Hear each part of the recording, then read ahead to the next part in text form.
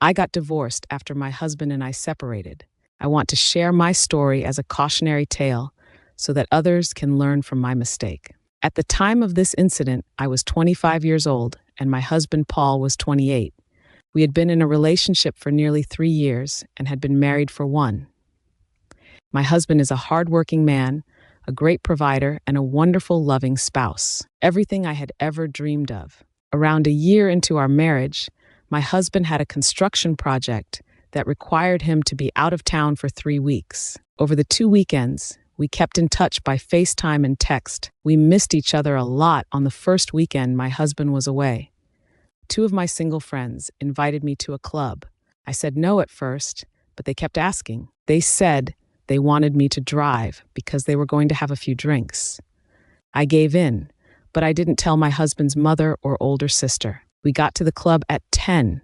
It was 10:30 p.m. morning. The place was already lively with people dancing and enjoying drinks.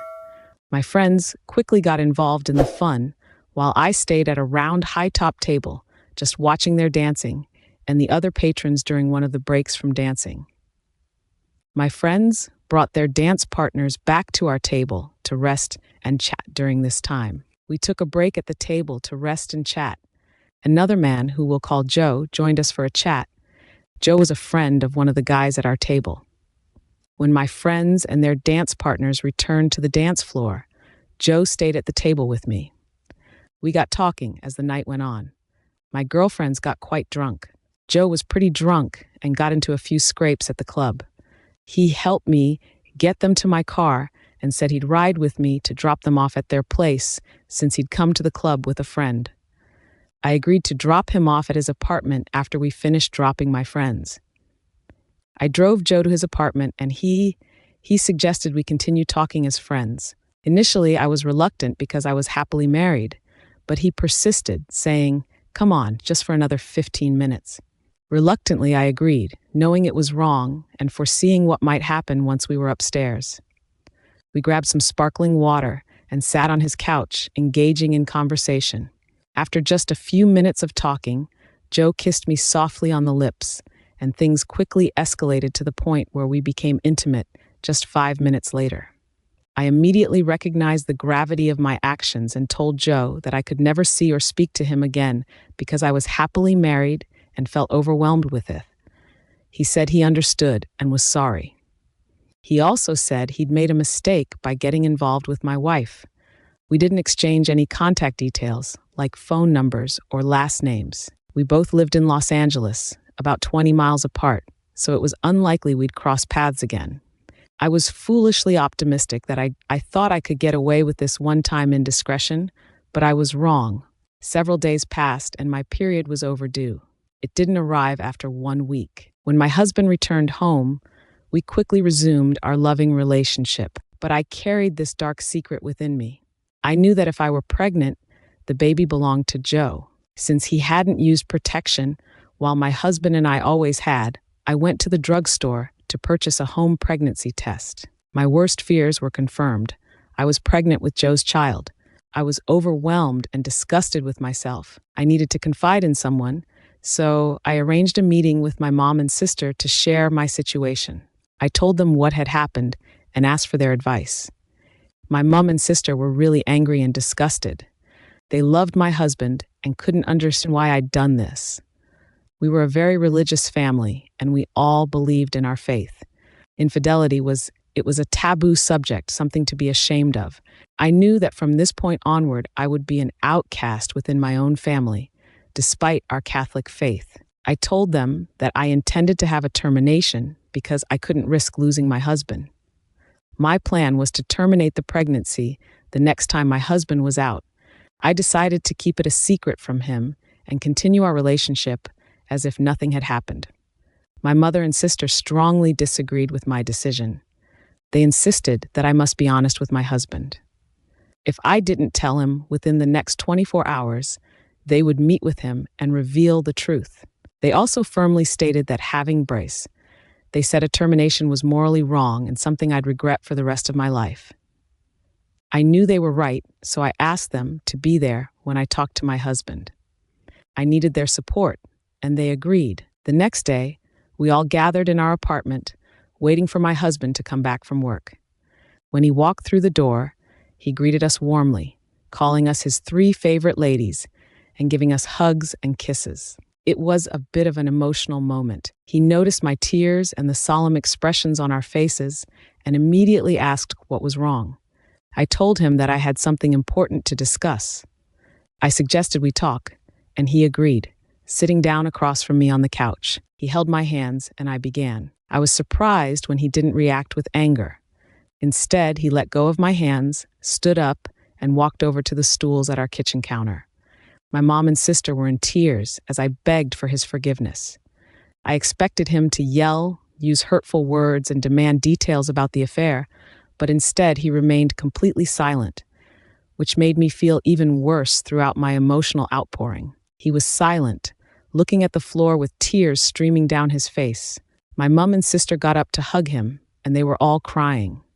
I felt terrible and utterly disgusted with myself. After taking a moment to collect himself, he went to the bathroom, splashed water on his face, dried it with a towel, and returned to the living room. I went into the room and stood up to comfort him, but he just raised his hands and said no. He explained that he needed some time to think things through, so I let him have a few days to himself. I tried to get him to open up, but he just stayed silent. He packed his suitcase and left. I asked where he was going, and he said he'd be in touch over the next week. I left him a ton of voicemails and texts, saying I was sorry and that I wanted him to be a dad to my kid. He never responded, though. A week went by, and I still hadn't heard from him. Later, I got a call from his lawyer. He told me that my husband was starting divorce proceedings. I was really upset, so I went to my mom and sister for support. They were there for me and said they'd stick by me through this tough time, including during my pregnancy. But they also made it clear that they didn't like me and were on my husband's side. They even said they'd testify for him in court if I tried to stop the divorce in the next 2 weeks. He kept on calling and texting me, saying he loved me and asking if I could meet him one last time. Unfortunately, he never replied. Instead, he told me through his lawyer that he wished me well and that he needed to move on. I was really upset and started to feel depressed. My mom and sister held me back, though, and offered me some comfort. We didn't contest the divorce, and we didn't have much to divide up. The hearing was short, and when we left the courtroom, I wanted to go over to my husband again, but his lawyer led him through a side exit into a meeting room to keep us apart.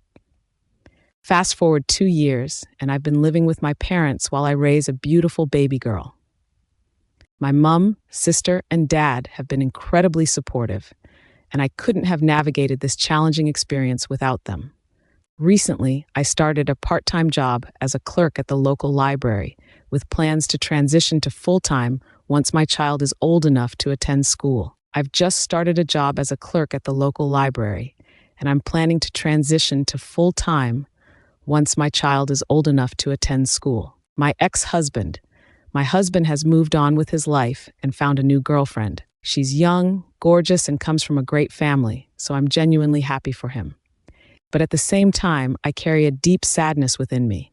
Despite the joy my daughter brings me and the love I have for my family, there's a significant void in my heart due to the loss of my wonderful husband following the divorce.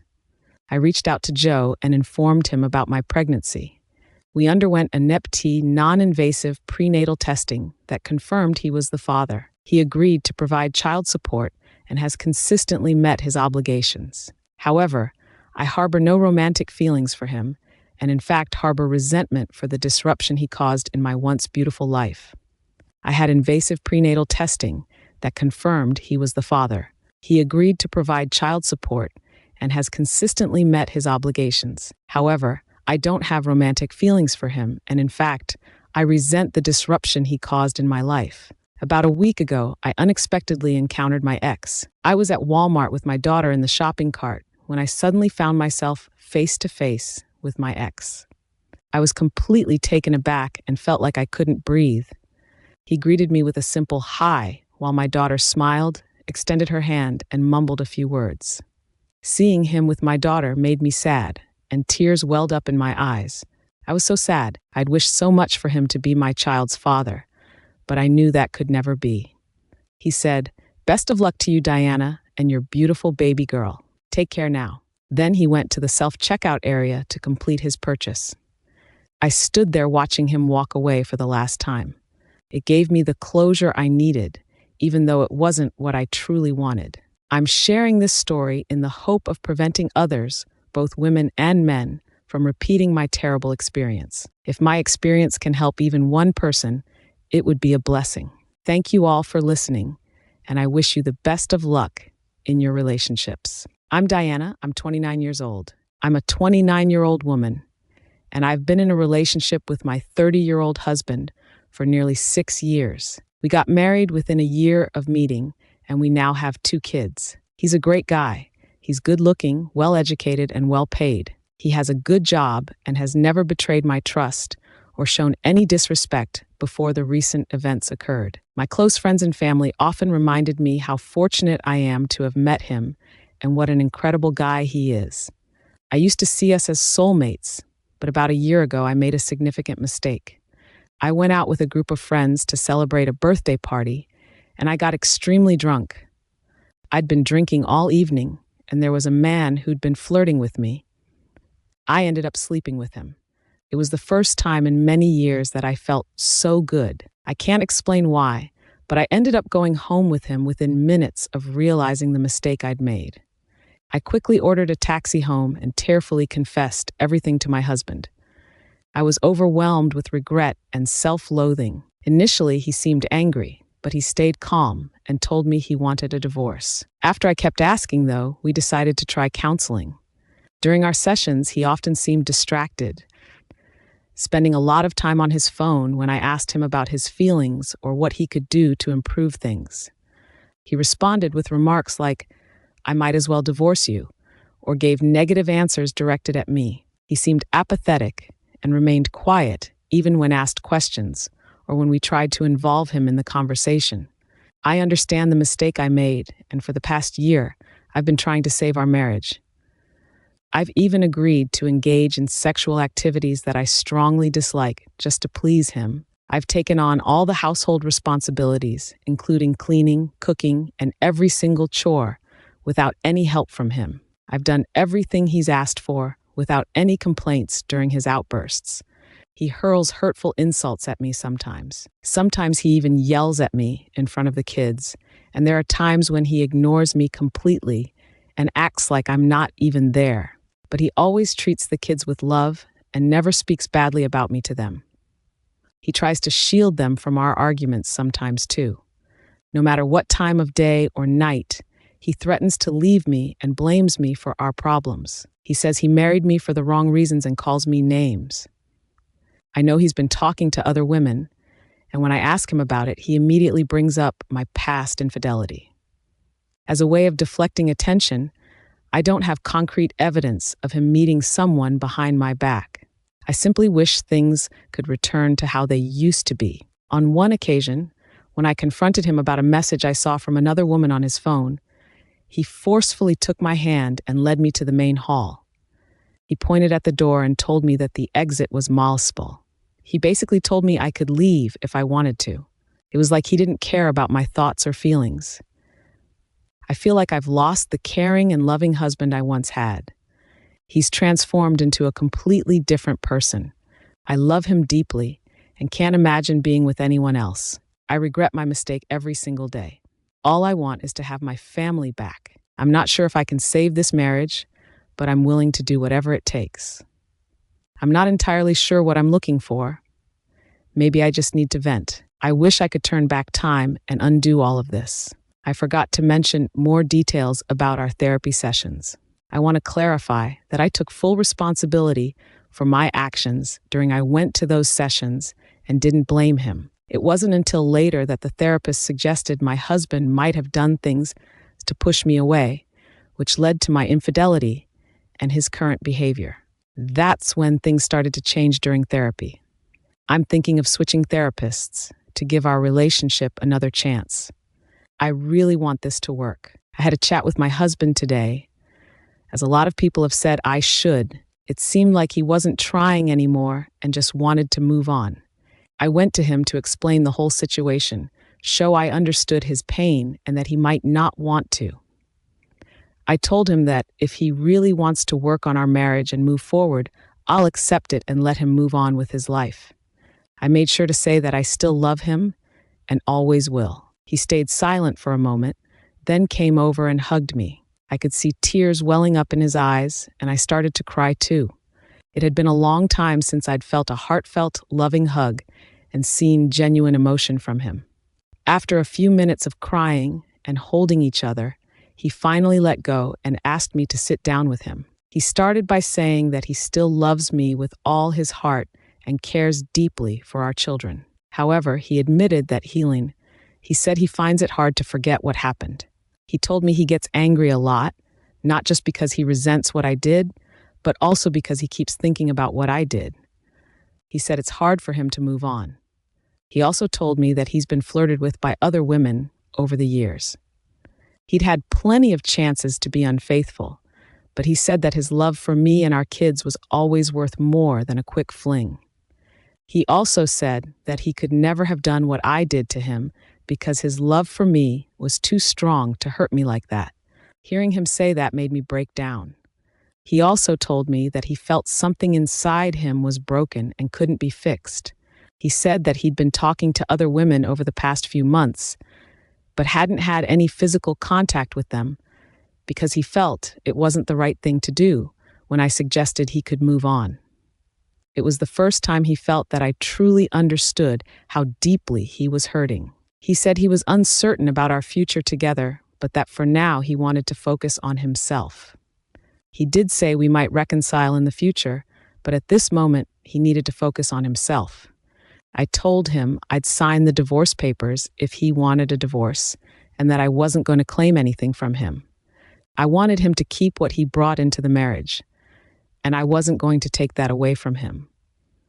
He earned more money than I did, but I was determined not to burden him with financial support, including child support. All of this brought him to tears, and he said he hoped he could forgive me one day. He thought that taking some time apart would be good for us both, so we could think about our lives. He said he'd be getting a lawyer, and he'd be sending the divorce papers in about a week. I don't plan to start dating again after the divorce, and I don't think I'll be looking for a new partner either. I really hope he comes back to me one day, and we can get our family back together. I wish he hadn't found out about that incident. It's really made me feel like I've lost the one person I thought was my soulmate. Okay, that's a bit of a sad story. Let's move on to something more exciting. Stay tuned and let's dive in. It looks like a divorce is on the cards for me. The events I'm about to recount took place 8 years ago in 2014. For privacy reasons, I'll be using pseudonyms for everyone involved. I'm currently 39 years old and happily married to my wife Jill, who is 29. We have 2 sons aged 1 and 3. I also have 4 older children from my previous marriage to Amber, who is also 39. These older children include 3 boys and 1 girl, aged 17, 15, 14, 10, and 17. Most of my story revolves around the 10-year-old. Seth was 10 at the time. I'll fast forward to about 11 years ago. My wife Amber and I already had 3 kids and were expecting our 4th. Seth's life was busy but content. We had a young family, and I'd recently taken on more responsibilities at work. This allowed us to purchase a house, an SUV, and a van. It also gave Amber the opportunity to be a stay-at-home mom. I was a stay-at-home dad, but that also meant I had to work long hours, including weekends. Despite my busy schedule, I always made sure to spend quality time with my family and took on my fair share of childcare and household chores throughout our marriage. Amber seemed content and often told others that she was, but there were moments when it seemed like she was overwhelmed. During those times, I, along with our parents and her sister, stepped in to provide support whenever she needed a break. She could take one whenever she wanted.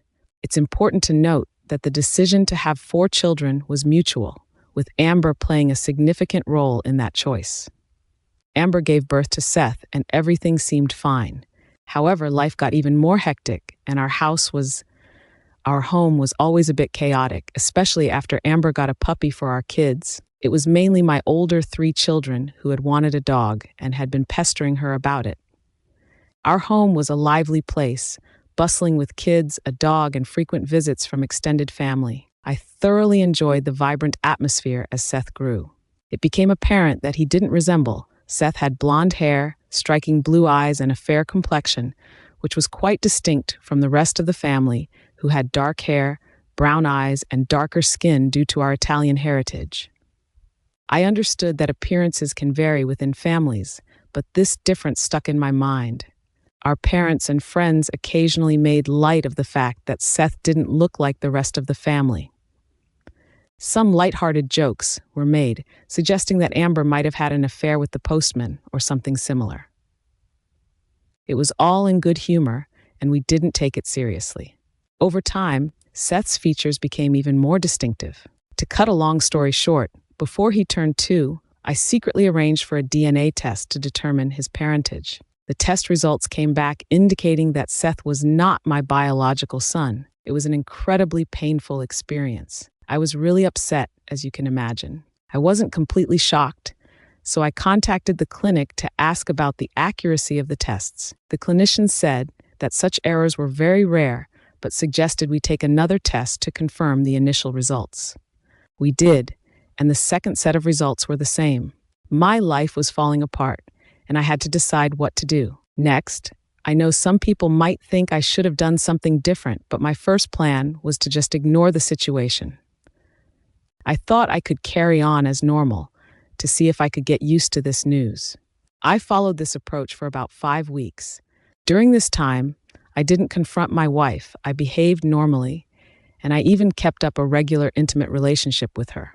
My thoughts eventually got the better of me, and I felt I had to take action before I couldn't handle it anymore. I made an appointment with a divorce attorney and gave her all the details, including the results of the DNA tests. She asked about my wife's reaction, and I told her I hadn't confronted her because I wasn't sure about pursuing a divorce until that moment. The attorney suggested that I thought about asking her to tell me her side of the story in front of witnesses, but I was set on ending the marriage. I knew that if I confronted her, I might give her another chance instead of going ahead with the divorce. The lawyer asked if I knew who the other person in the affair was. I said I didn't. She suggested I look into phone records, emails, texts, and so on. She also told me that because I was married when Seth was born, I'm his legal father, even though he's not my biological child. She said that the only way I could be relieved of my parental responsibilities by the court would be if one of the biological fathers steps forward, or if my wife pursues a paternity claim with a biological father within a certain time frame. I decided to hire a private investigator recommended by my attorney. In just 1 day of reviewing our computer and cell phone records, the PI successfully identified the affair partner. The evidence collected by the PI revealed that the affair began on a dating site, one of the largest at the time. Amber created a profile under the alias Elsa25, where her bio falsely claimed she was single, had no children, and was seeking casual encounters. The profile was still up on the site, even though all the pictures had been removed. Amber had been chatting with a few guys on the site for about 3 months. Most of their conversations were pretty casual, with a bit of flirting here and there, except for the guy she was having the affair with, who we'll call Bob. He lived 23 miles away and worked from 3 to 11. I'll get back to you at 00 p.m. Seth and Amber met up at his apartment during the day when she was free to chat online. All their conversations took place on the dating site. It's worth mentioning that Seth looks a lot like Bob. Amber told Bob she didn't have a phone, saying she'd lost it and not replaced it. This was clearly a way of avoiding being tracked. You can see from their messages that she suddenly stopped responding after their 3rd date. Bob kept sending her messages, but she never replied. He eventually gave up.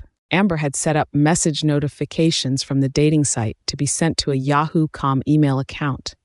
She never checked the email account, but she remained signed in. When the PI conducted a routine check on Yahoo.com, all the emails appeared on the screen. This investigator turned out to be a wise investment at 950. With the evidence he uncovered and the DNA test results, I had all the proof I needed for an at-fault divorce. I authorized my attorney to proceed. I had a plan to serve Amber with divorce papers in the presence of both sets of parents. Some might view this as I decided to take a less confrontational approach, but I had lost trust in my wife by this point and was concerned she might react irrationally or make false accusations if we were alone. I had informed my parents in advance about the situation so they wouldn't be taken by surprise and could provide me with support. The meeting was highly charged and my nerves were on edge, but I held it together. I started by presenting the DNA test results and then provided copies of significant messages exchanged between Amber and Bob.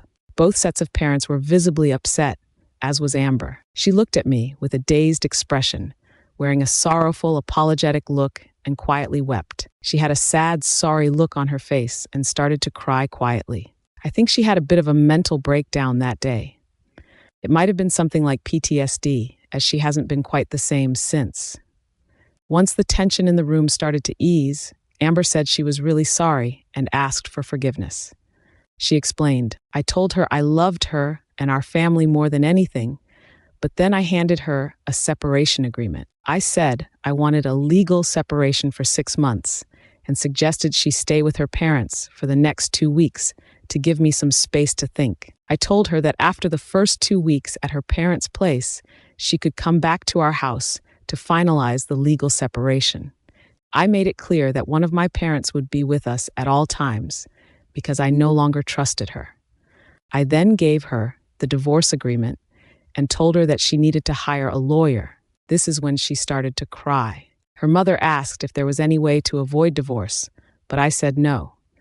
Her mother then argued that her actions were terrible but not significant enough to end a great marriage and disrupt a beautiful. The family I caught cheating said she had another man's baby and lied to me for over 2 years. How much more significant can you get than that? Eventually they left, and we proceeded with the separation. My wife pleaded with me multiple times a day not to go through with the divorce during the separation period. My attorney managed to contact Bob. He expressed deep remorse, claiming he had no knowledge that Elsa Amber was married. He explained that he had no intention of breaking up a family and was struggling financially, making it impossible for him to support a child. It became evident that Amber's sister told me that Amber said she only created the dating profile to get attention from men and wasn't planning to be unfaithful. She also said that she felt insecure about her appearance after gaining weight after having our 3 children. She wanted to know if other men still found her attractive. I should mention that I never criticized her weight or looks. I always told her she was beautiful because in my eyes, she truly was. Fast forward 8 months and our growth. The divorce was finalized, but my lawyer asked for an equal split of assets but left out alimony because of her affair. Child support was only asked for my 3 biological kids, even though it was likely the judge would want me to pay for Seth too. In the end, the judge said I had to pay child support for Seth as well, but alimony was removed from the settlement because of the affair. The judge let me keep the house as part of the agreement, but gave Amber 51% custody.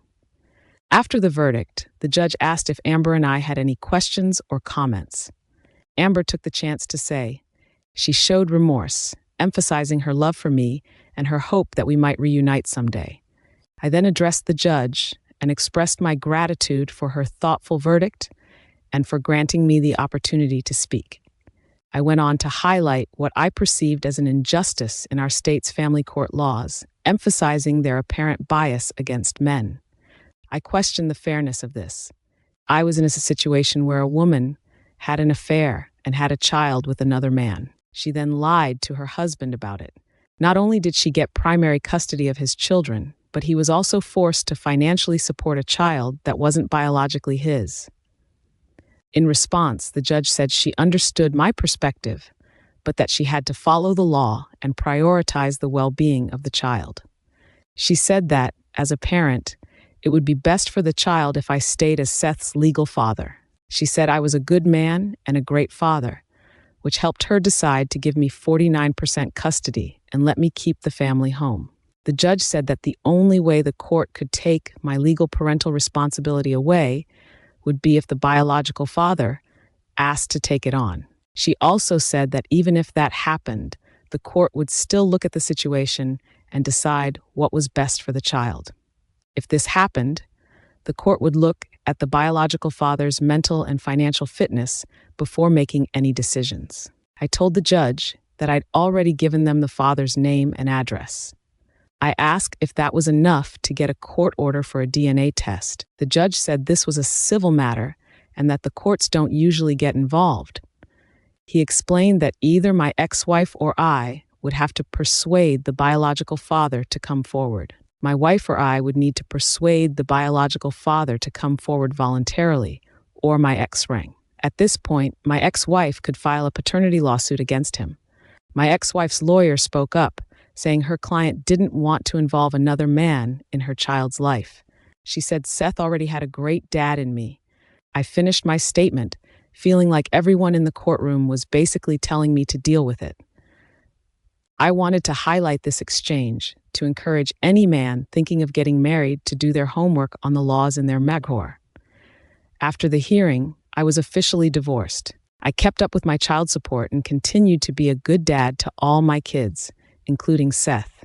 I treated him the same as the others because he was my son and I was the only dad he'd ever known. A few years later, I met and married Jill.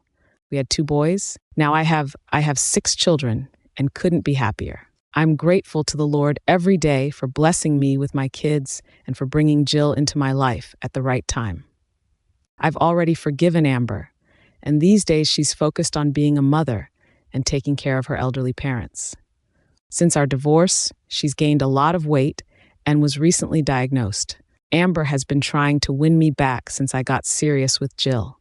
She even tried to manipulate the kids to convince me, but I put a stop to that. She's apologized countless times, saying the affair was the worst thing she's ever done. We're on good terms now and co-parent well. Amber and I have a good relationship when it comes to parenting. She's planning to attend school to become an LPN, as she'll need a stable source of income once the child support payments start expiring in a few years.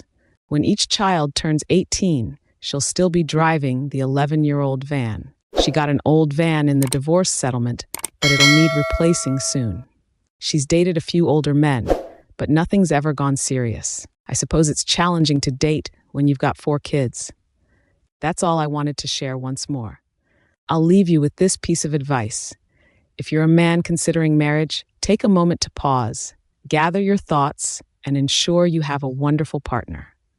Then, before making a potentially life-altering decision, be sure to familiarize yourself with the family laws in your state. You won't regret it in the future. If you're making a big decision, it's a good idea to familiarize yourself with the family laws in your state. It'll be worth it in the long run.